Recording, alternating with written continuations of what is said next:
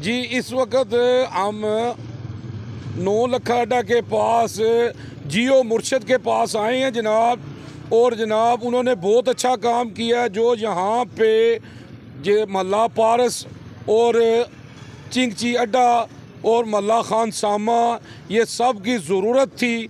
और जनाब इन्होंने जनाब माशाल्लाह पानी का फ़िल्टर इधर लगवाया है और किसी से कोई पैसा नहीं लिया, ख़ुद इन्होंने लगवाया है जनाब। माशाल्लाह बहुत अच्छा काम किया है, हम इनको अप्रिशिएट करते हैं। जियो मुर्शद जी साहब अस्सलाम वालेकुम। जी सर अल्हम्दुलिल्लाह ये हमने फ़िल्टर प्लांट लगवाया है। इसका नाम हमने अल्हम्दुलिल्लाह शहज़ादा अली अकबर शबील का नाम रखा है।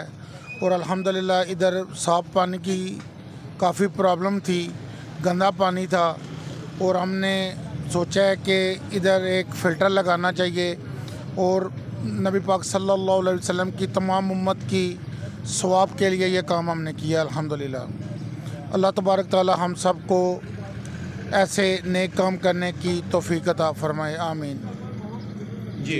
जी माशाल्लाह जी जनाब बहुत अच्छा काम हुआ है। इस तरह के काम करने चाहिए जो फलाह के लिए हों, लोगों को आसानी पैदा करे। यूजी न्यूज़ जावा जी जेलम।